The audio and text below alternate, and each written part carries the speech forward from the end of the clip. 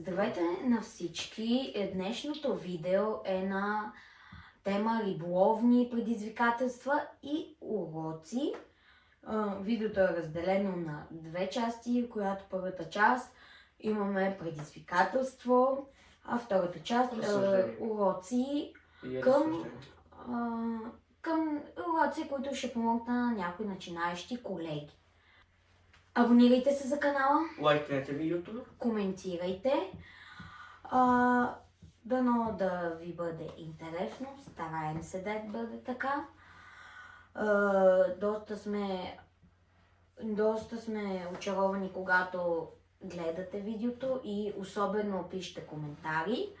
Благодарим ви за това отделено време, оценяваме го.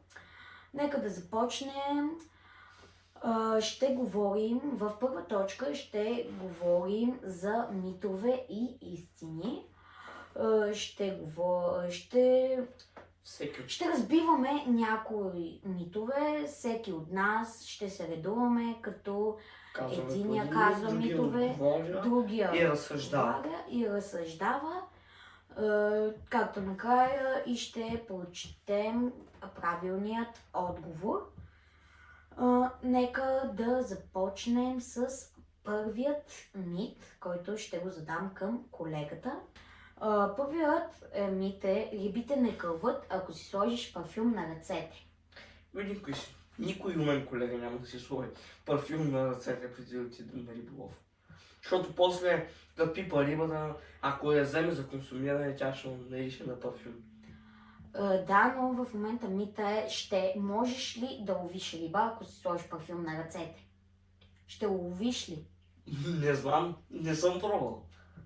Добре. Някои силни химически миризми, като парфюм, бензин или слънцезащитен крем, могат да отблъснат рибите, особено тези с по-чувствително обоняние, като сомовете. Но при много хищни риби миризмата не е толкова решаващ фактор. Колега, прочети следващия въпрос. По-скъпата въдица хваща повече риба. Тук този мит не съм напълно съгласен. Не е важно колко ти е скъпа въдицата, важно е дали имаш уменията да ловиш. Ако и да си купиш най-скъпата въдица, ти ако не мога да ловиш, по-добре вземи се фърли не и да е с тази въдица. Така смята, няма да лови повече. Да, може да има някаква малка разлика от най-евтината въдица, която едвам някаква дебела клон. Ще има разлика, но няма да е голяма.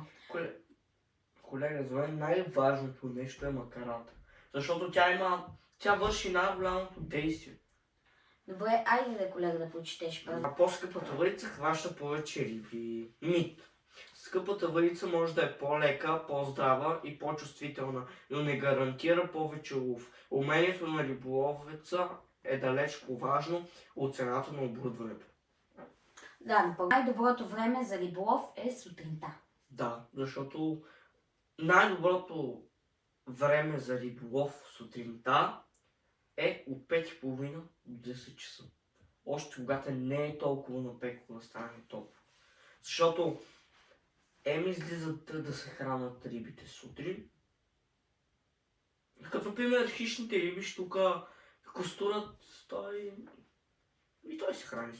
Ама щуката е най-активна през сутрешния риболов и затова повечето хора практикуват риболов на щука от сутринта, защото тогава е хладно, не е толкова топло и е добре за улов на щука. Добре, и нека това е истина, но не винаги. Рибите най-често са по-активни рано сутрин и при вечер, защото тогава са най-малко безпокоявани.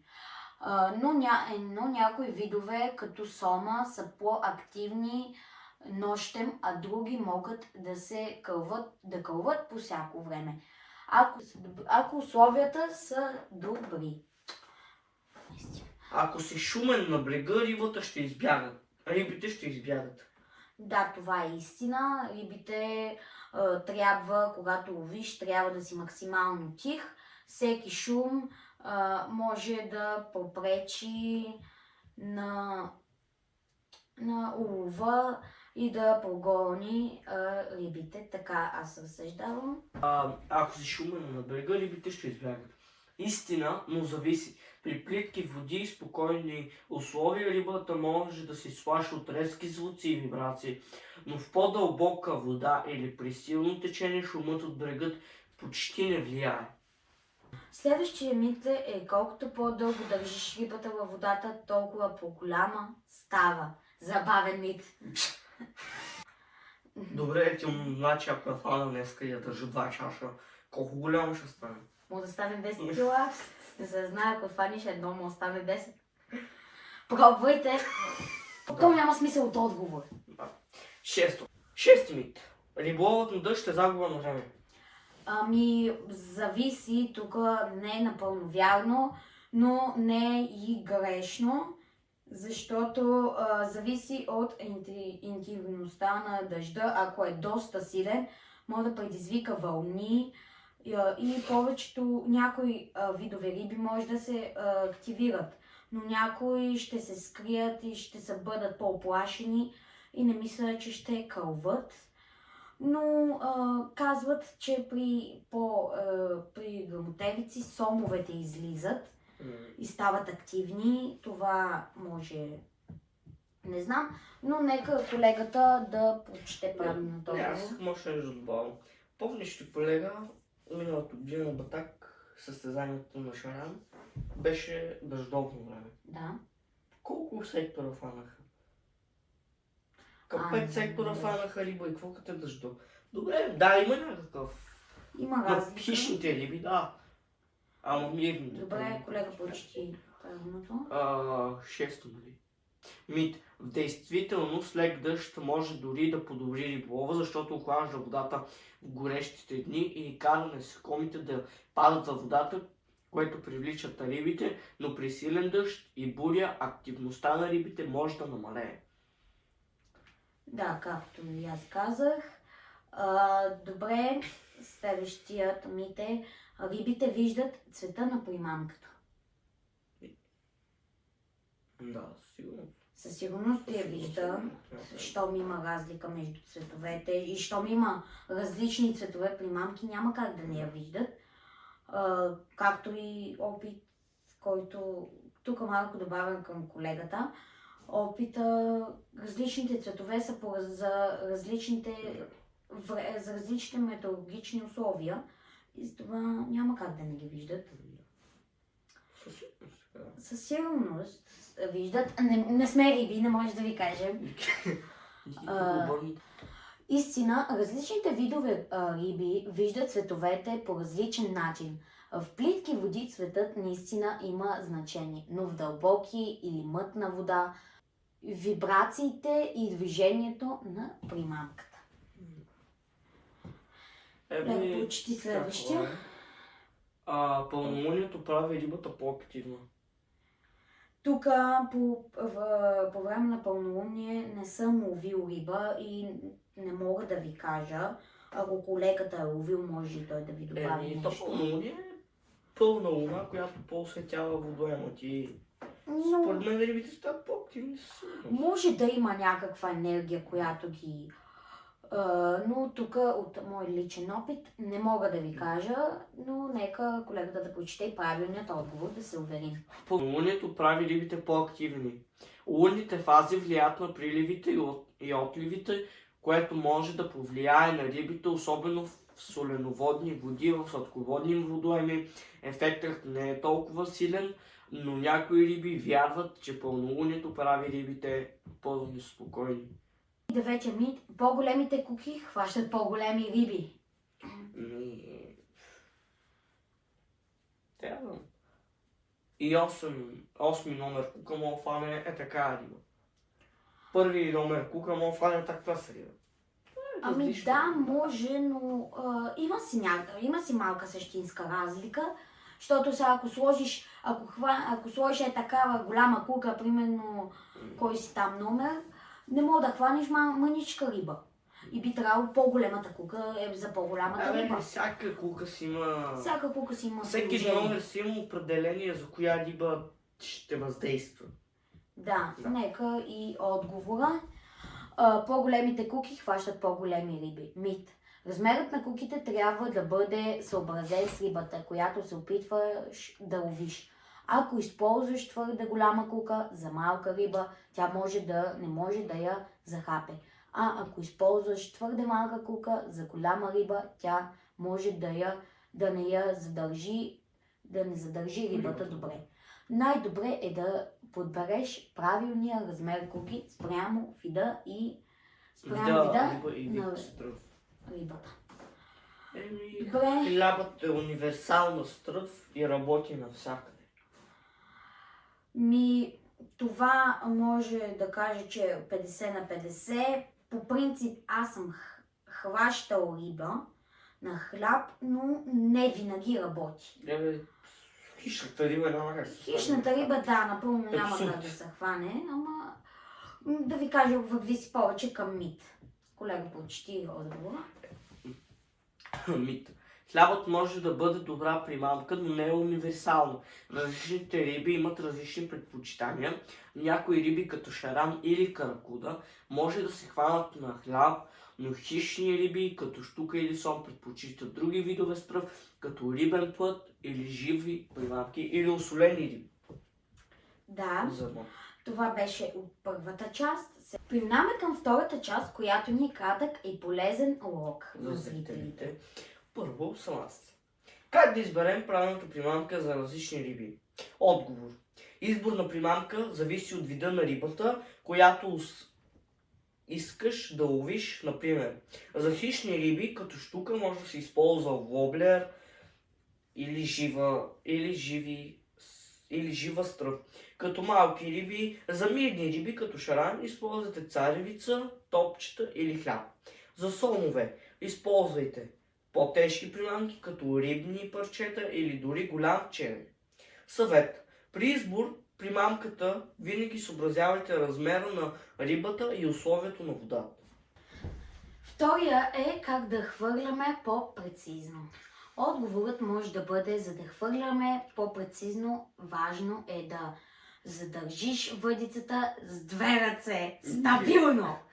Чакай я седна, ще изставяш. Използвай плавни и контролни движения при хвърляне. При хващане използвай правилната техника на замах, като се увериш, че линията не е преплетена. Ако ловиш, но на по-къси разстояния, е добре да използваш по-къса въдица и да ни замахове, за да не объркаш нещо при хвърлянето. 3. Как да разплитаме възли бързо? Отговор. Ако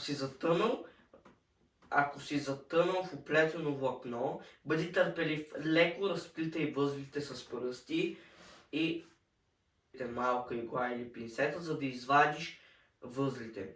За да предотвратиш това в бъдеще, избягвай да въртиш въдицата и създавай излишни направления между върху линията.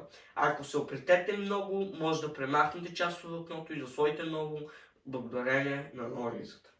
И четвъртата ни е как да разпозная кога е време за засичане. Отговорът може да бъде такъв. Засичането трябва да се прави, когато усетиш, че рибата захапе. И наистина се е захванала куката. Обикновено това се усеща чрез рязко дърпане на влакното или усет на натиск. Важно е да правиш преждевременно засичане. Ако го направиш твърде рано, може да изпуснеш рибата. Обобщение да кажем, оказва се, че всичко, което чуваме за риболова, е вярно. Надяваме се, че ви беше интересно да научите нещо ново. Напишете коментари, кои митове сте чували и искате да проверите. Нека да отиваме и към последната ни част от този, който е пак игра с Познай рибата челендж. Минаваме и към последната част, една от последната част, Познай рибата челендж. Пред нас имаме една снимка, която ще ви излезне в момента на екрана, на риба, която ние трябва да я познаем. Тук съм си подготвил отговорите, които ще ги прочета накрая. Ако се затрудним. Идеята ни е, първо пред нас имаме една празен лист, на който ще напишем нашите предположения, без да гледаме отговор, който за момента ще поставим тук. Как ни разсъждаваме и накрая ще погледнем правилните отговори. Добре, колега, нека да видим първата риба. Това ми изглежда някаква... Морска. Морска. Да, също изглежда морска. Мисля, че има и по-голями. Според мен не е сафрит. Зарган. Зарган не я знам. Или е сафрит, или е зарган. Цаца няма как да е. Не е цаца. Въобще морска ли? Мисля, че е морска, според мен, но мисля, че може да се намери в реките. Аз по спомен, когато писах сценариите преди 2 седмици, но не мога да си спомня името. Ти какво предполагаш? Зарган или сафрит, едно от двете. Ще ги запишем и двете. Аз не мисля, че е сафрит. Зарган побива. Да не би да е такова... И паламут няма как? Не паламут. Какви глупости говориш ти? Аз мисля, че... Не знам. Добре, запиши ти Зарган, сафрит. Не е зарган. Преминаваме към втората, която в момента излиза. Това е гръцка риба, от помна гръцка риба, която мисля, че в България може да няма. Не съм много запознат. Паламут? Казах ти, че е гръцка риба. Странно име беше, но не мога вече да си го спомня. Добре, както и да е, ще го пропуснем. Няма да пропускаме. Чакай малко, колега. Та първата е ли скобар? Ти си скобар. Ще запишеш скобар. Не мога нещо да се сетя. Каква е? Добре, айде ако искаш да се върнем след малко на нея. Преминаваме към трети. В момента ще го видите. Какво е?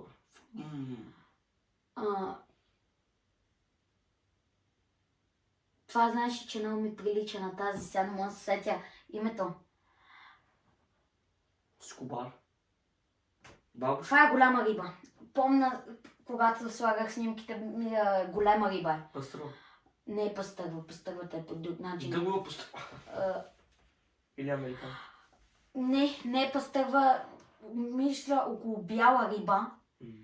Но няма, мисля, че е прекалено. Не, тя бялата риба е като костури, има същите шарки, това не е? Има същите шарки, но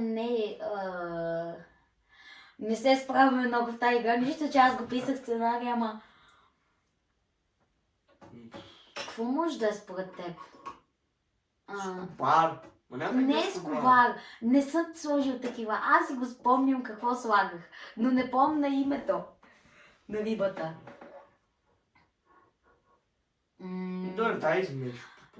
Добре, дай нещо да върнем. Четвъртата вече си спомням коя. Аз ще остана малко да... Тя бабушка. Ти си бабушка, това е червеноперка.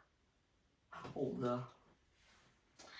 Добре, айде се малко се върнем. Втора точка ни е познай чрез... познай примамката чрез снимка. Силикони, какво да е? Силикони, първото ни е силикон, но за какво? За костур. За какво да е? Да, това е за костур, пиши. Пиши първа точка. Пета, да ги водим. Добре, пета. Костур само пиши. Преминаваме към втората снимка, в момента ще ви излезне. Това е за бяла риба. Бяла риба и щука. Пише едно от двете, щука или бяла риба. Трета снимка ни е блесна. Това май не е Това е... Пастърва. Не, че нещо от ли си, бе. Това е май за сон. Пастърва. Пишем пастърва и сон. Според мен това е за пастърва. Помня като слагах снимките. Беше нещо за голяма риба. Пастърва Не и сон. пастърва. Това вече е за пастърва. Това е да. Това вече си пастърва. Истинска. Четвърта. Аз не съм сложил повторения. Това е за Значи- пастърва 100%. Значи, добре, това е пастърва. Значи, помисли... Не е върху пастърва. това. Това е примамка за пастърва. Добре, задраскай пастървата на... Тук, щото е сом. Помна си го. Или ако не е сом. И третото ни познай чрез оборудването. Първото оборудване според теб за какво е? Това нещо много мътно това да е. Ето такава е снимката. Това клатушки ли? Това са клатушки и блесни. Това е за Штука. штука. Пише штука. Добре, втора точка е много очевидно. Шаранджийски. Шаранджийски 100%. Шаран.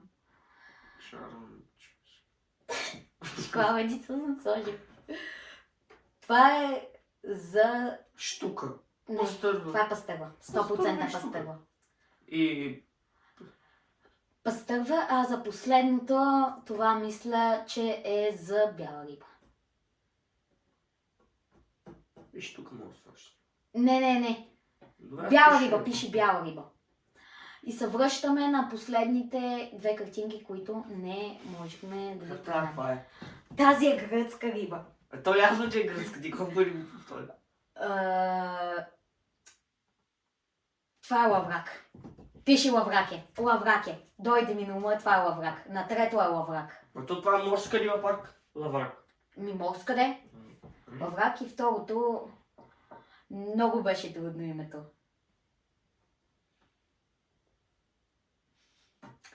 Ако искаш го остави така. Айде, да, това споменава ли? Моля, Айде сега да видим и отговорите. Минаваме на първата снимка, която ни е... дай ги тук искам да си. Аз ще ти ги прочита. Първата снимка е оклей.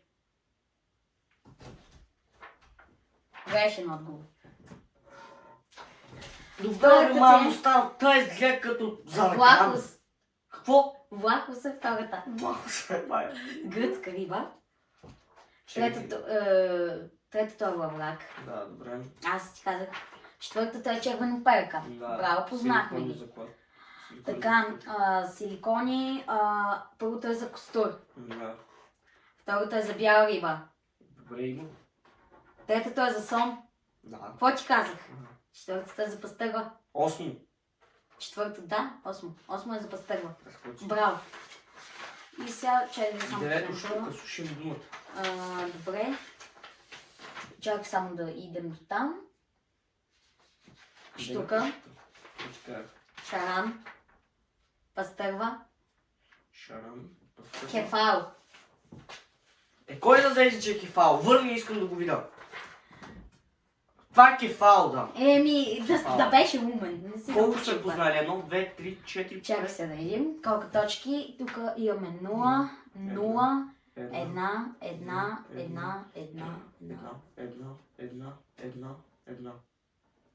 0, 2, 3, 4, 5, 6, 7, 8, 9. 9 точки. 9 точки от 1, 2, от 12 точки. Добър резултат. Ще видите и целият монтаж с всички. Да. Благодарим ви, че изгледахте. Това беше от това видео. Дано да ви е И до било нови интересно. Абонирайте се за канала, лайкнете видеото и напишете коментар. Чао и до нови срещи!